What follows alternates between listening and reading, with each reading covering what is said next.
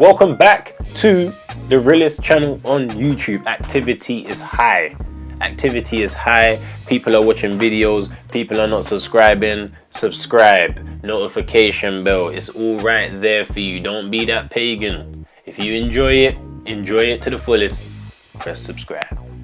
Today we're going into the traditional boxing realm, you know. I don't, as much, you lot know this, I don't really talk about the traditional boxing on the main channel. Rums has been looking through a few comments and he said that, yeah, people want to see a video on it. So I thought, you know what, it's 2023, it's a new year, let's try something new. Let's talk about traditional boxing today. If we're talking about that, one of the biggest stars in the game, AJ, he's making his return on April 1st against Jermaine Franklin. We saw Jermaine Franklin in there with Dillian Whyte. Gave him a very good fight, to be honest. Dillian Whyte didn't look the best. I feel like he's coming to the tail end of his career now. And I think the fight with Jermaine Franklin kind of showed that. But Jermaine Franklin got skills. He technically, you know, technically quite sound. But I do think AJ, this is a good tune-up fight for him.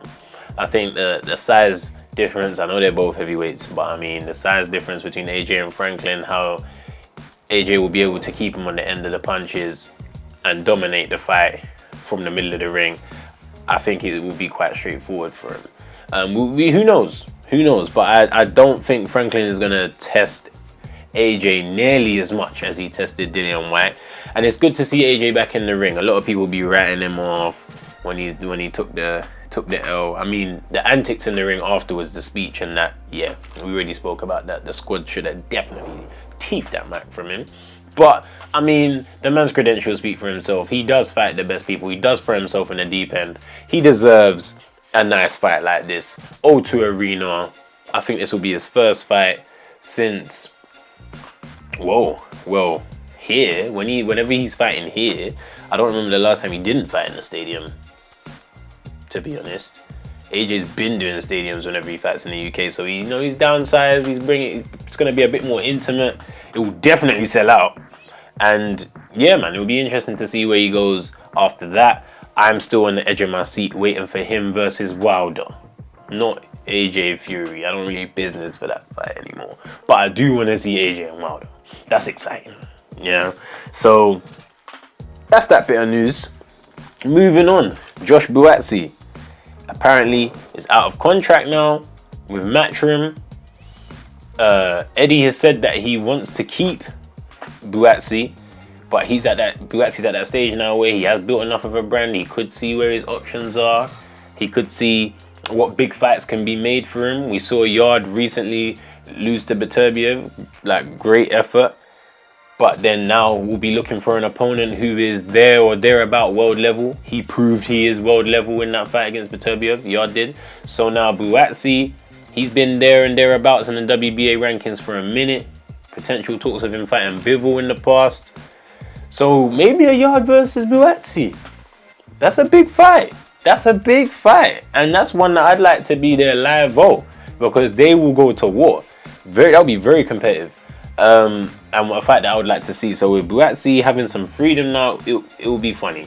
It will be a nice, you know, he might stay with Matchroom, or he might say, you know what, there's some big fights for me over there. He could come to Boxer. There's a few options out there. So let's see what Buatsi decides to do next.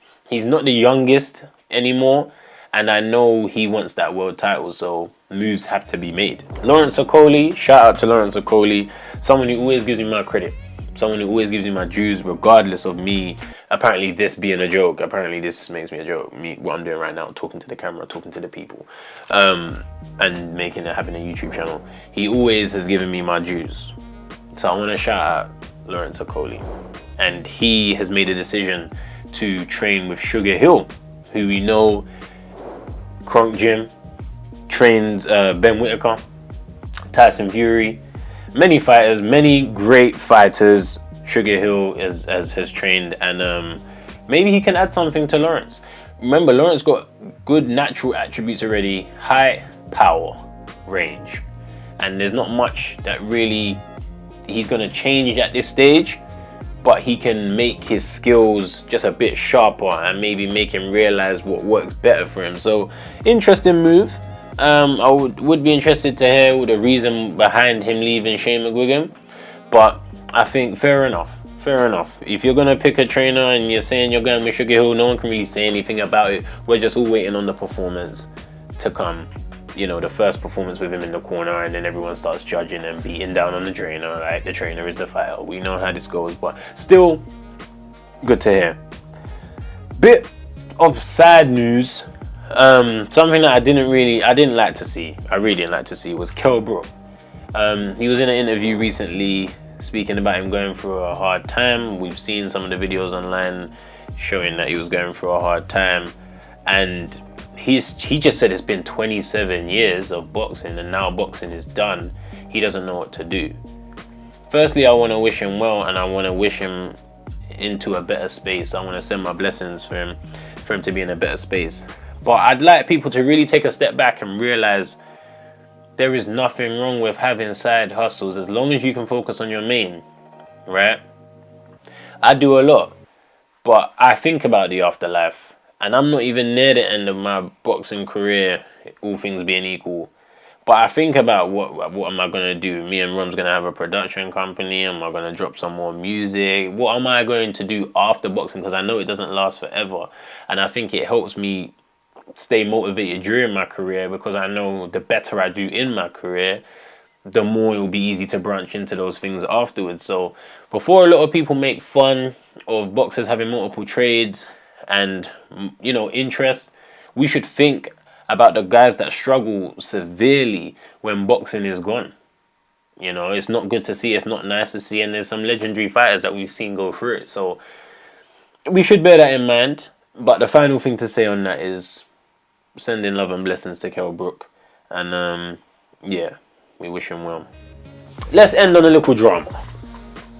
Jake Paul dropped out a tweet just now saying, Tommy Fury is scared.